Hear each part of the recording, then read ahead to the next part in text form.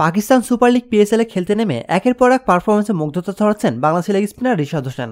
Spin মায়ের মতো রিশাদের প্রতি আকৃষ্ট হচ্ছেন অনেকে। করাচি কিংসের বিপক্ষে মঙ্গলবার ৬৫ রানের জয়ের ম্যাচে দুর্দান্ত বোলিংয়ে ৩ উইকেট নেন বাংলাদেশি লেগ স্পিনার।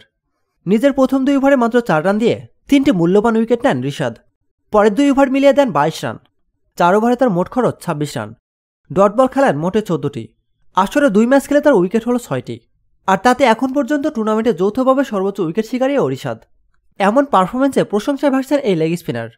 দলের অধিনায়ক শাহিন শাহ আফ্রিদি থেকে শুরু করে লাহোরের অন্যতম মালিক ও পরিচালন কর্মকর্তা সামির রানাও তার প্রশংসা করেছেন।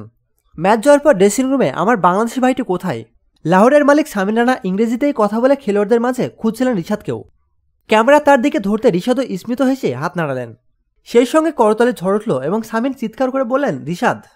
এরপর ভাঙা ভাঙা বাংলায় সামিন তাকে বললেন, রিশাদ, আমি তোমাকে ভালোবাসি। তিনি আরও বলেছেন, তুমি এখন টুর্নামেন্টের সর্বোচ্চ উইকেট শিকারী। টুর্নামেন্ট শেষেও তুমি সর্বোচ্চ উইকেট শিকারী হবে।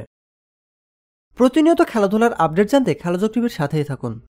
এতক্ষণ আমাদের সাথে থাকার জন্য আপনাকে জানাচ্ছি বিশেষ ধন্যবাদ।